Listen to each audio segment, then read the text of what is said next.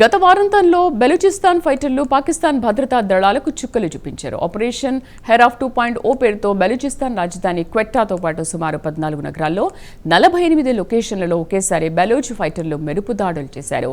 వీరి దాడులతో Pak army shock గురైంది. షాక్ నుంచి తేరుకునే లోపలే జరగాల్సిన డ్యామేజ్ జరిగిపోయింది. మరి పాక్ మిలిటరీ వైఫల్యం గురించి పాక్ రక్షణ మంత్రి ఖ్వాజా ఆసిఫ్ ఏమంటున్నారో చూద్దాం.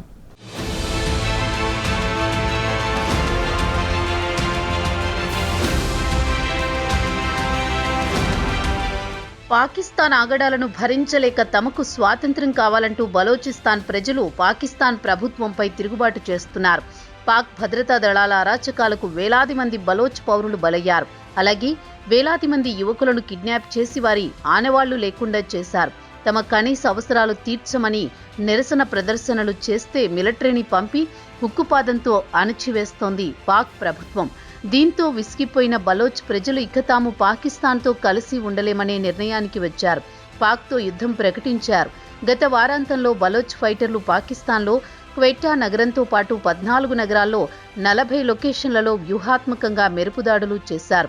వారిని అదుపు చేయడంలో పాక్ మిలిటరీ ఘోరంగా విఫలమైంది. ఇక పాక్ రక్షణ మంత్రి ఖ్వాజా ఆసిఫ్ కూడా బలోచ్ ఫైటర్లను అడ్డుకోవడంలో పాక్ మిలిటరీ ఘోరంగా విఫలమైందన్నారు. అయితే బలోచ్ టెర్రరిస్టులతో ఎలాంటి సంప్రదింపులు ఉండవని, అమాయకులైన పౌరులను కాల్చి చంపుతున్నారని ఆయన బలోచ్ ఫైటర్లపై మండిపడుతున్నారు.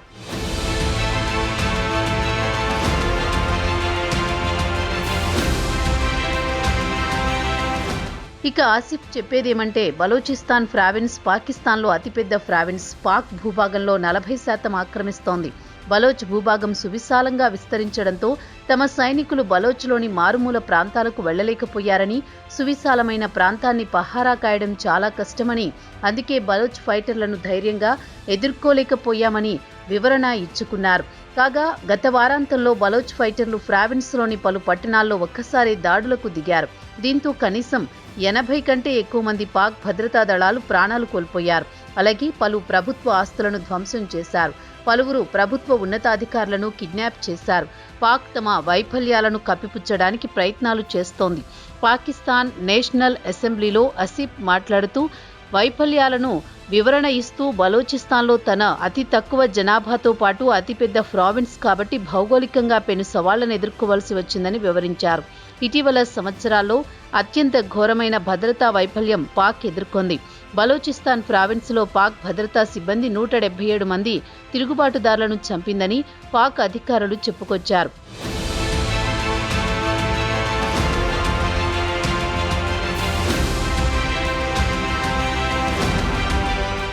బలోచ్ టెర్రరిస్టులతో చర్చల ప్రసక్తే లేదని స్పష్టం చేశారు. అమాయకులను, మహిళలను, పిల్లలను కాల్చి చంపారు. కరడుగట్టిన క్రిమినల్ గ్యాంగులు, సెపరేటిస్టు గ్రూపులు కలిసి BLA బ్యానర్పై అరాచకాలకు పాల్పడుతున్నారన్నారు ఆసిఫ్. వీరంతా స్మగ్లర్లకు కొమ్ము కాస్తున్నారన్నారు. బలోచిస్తాన్ ట్రైబల్ లీడర్లు, ప్రత్యేక ఉద్యమం నడుపుతున్న వారు కలిసి ఆయిల్ స్మగ్లింగ్ ద్వారా సుమారు 4,000 కోట్ల పాకిస్తానీ రూపాయలు సంపాదించారని ఆసిఫ్ ఆరోపిస్తున్నారు. బలోచిస్తాన్ ఫైటర్ల విషయానికొస్తే వారు పాకిస్తాన్ నుంచి విడిపోవాలని పోరాడుతున్నారు. బలోచిస్తాన్ సరిహద్దుల విషయానికొస్తే ఒకవైపు ఇరాన్, మరోవైపు ఆఫ్ఘనిస్తాన్లు ఉన్నాయి. దశాబ్దాల తరబడి తమకు స్వయం ప్రతిపత్తి కావాలని డిమాండ్ చేస్తున్నారు. బలోచ్ ఉద్యమానికి ప్రధాన కారణం ఖలాత్ను ప్రిన్స్ ఆగా అబ్దుల్ కరీం బలోచ్ పాలించేవారు. 1948లో పాకిస్తాన్లో విలీనాన్ని ఆయన తీవ్రంగా వ్యతిరేకించారు. అయితే ఆయన ఆఖరి సోదరుడు చివరి ప్రిన్స్ మీర్ అహ్మద్ యార్ ఖాన్ మాత్రం అన్నను ధిక్కరించి పాకిస్తాన్లో విలీనం కావడానికి అంగీకరించారు. 1950లో ఆయన పాకిస్తాన్కు లొంగిపోవడానికి ముందు తమకు స్వతంత్ర రాష్ట్రంగా కొనసాగించడానికి అనుమతి ఇవ్వాలని కోరారు.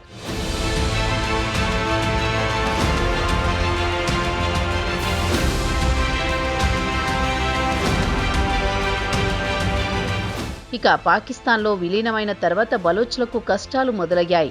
అప్పట్నుంచే అంటే 1948, అటు తర్వాత 1958, 59, 62, 63, 1973 నుంచి 77 వరకు 2000 సంవత్సరం ప్రారంభం నుంచి ఇప్పటి వరకు పాక్ ప్రభుత్వంపై బలోచ్లు యుద్ధం ప్రకటిస్తూ వస్తున్నారు. తాము మీతో ఇమడలేము, ఇక తమ ప్రత్యేక దేశంగా ప్రకటించాలని డిమాండ్ చేస్తున్నారు. అయితే బలూచిస్తాన్లో ప్రకృతి ప్రసాదించిన వనరులు పుష్కలంగా ఉన్నాయి. ఖనిజాలు, సహజ వాయువు, బొగ్గు, రాగి, బంగారు గనులతో పాటు గ్వాదర్ పోర్టు ఇక్కడే ఉన్నాయి. అత్యంత సంపదతో తులతూగాల్సిన బలూచిస్తాన్ ప్రస్తుతం పాకిస్తాన్లో అత్యంత పేదరికంలో మగ్గుతోంది.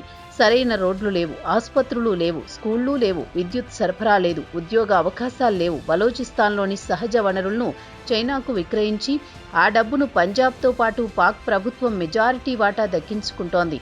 బలూచిస్తాన్కు మొండి చేయి చూపుతోంది. దీంతో ఇక్కడి ప్రజలు ఆర్థికంగా బాగా వెనుకబడిపోయారు. రాజకీయంగా వారికి ఎలాంటి ప్రాతినిధ్యం లేకుండా పోయింది.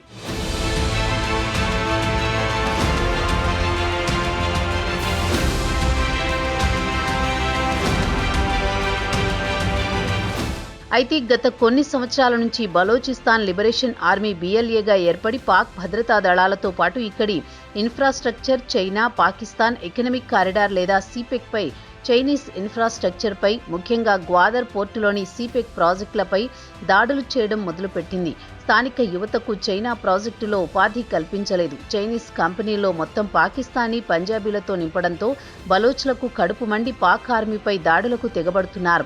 ఇదే విషయాన్ని, అంటే బలోచిస్తాన్లో పేదరికం విలయతాండవం చేస్తోందని ఆసిఫ్ ముందు ప్రస్తావిస్తే ఆయన అలాంటిదేమీ లేదు, గత కొన్ని సంవత్సరాల నుంచి బలోచిస్తాన్ బాగా అభివృద్ధి చెందిందని చెబుతున్నారు. మిగతా ప్రావిన్స్లతో పోల్చుకుంటే బలోచిస్తాన్లో ఎయిర్పోర్టులు ఎక్కువగా ఉన్నాయన్నారు. ఇక పేదరికంలో మగ్గేవారు ఎయిర్పోర్టు వల్ల ఎలాంటి ప్రయోజనం పొందుతారో ఆసిఫ్ చెప్పడం లేదు.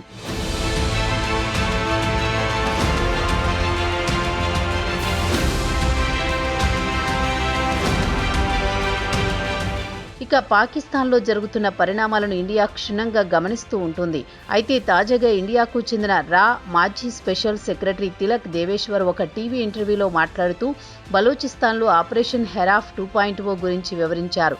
బలోచ్ ఫైటర్లు గత కొన్ని నెలల నుంచి అత్యద్భుతంగా ప్లానింగ్ చేశారని చెప్పుకొచ్చారు. ఒకటేసారి 14 నగరాలు, 48 లొకేషన్లలో మెరుపు దాడులు చేశారు. ఈ దాడులకు పాక్ ఆర్మీ షాక్కు గురైంది. పాక్ ఆర్మీ వైఫల్యం అడుగడుగునా కనిపించిందన్నారు. బలోచ్ ఫైటర్లను అడ్డుకట్ట వేయలేకపోయింది. ఫైటర్లు దాడులకు పాల్పడుతున్న ప్రాంతానికి సైనికులను కూడా పంపలేకపోయింది. బలోచ్ ఫైటర్లలో ఉన్న తెగువ, సాహసం పంజాబీ సైనికుల్లో కనిపించలేదు. దీనికి తోడు తెహ్రీకే తాలిబాన్ పాకిస్తాన్ లేదా TTP బలోచ్ ఫైటర్లు కలిసి పాక్ ఆర్మీతో పోరాడుతున్నారు. ఇక వీరి వద్ద అత్యాధునిక ఆయుధాలున్నాయి. వాటితో పాక్ ఆర్మీకి చుక్కలు చూపిస్తున్నారు. 2021 ఆగస్టులో ఆఫ్ఘనిస్తాన్ నుంచి అమెరికా సైనిక దళాలు వెనక్కి తరలిపోయాయి. పోతూ పోతూ సుమారు $5 బిలియన్ అత్యాధునిక ఆయుధాలు ఆఫ్ఘనిస్తాన్లో విడిచి వెళ్లారు. ఈ ఆయుధాలను TTPతో పాటు బలోచ్ ఫైటర్లు విచ్చలవిడిగా వినియోగించి పాక్ సైనికులకు ముచ్చెమటలు పట్టిస్తున్నారు.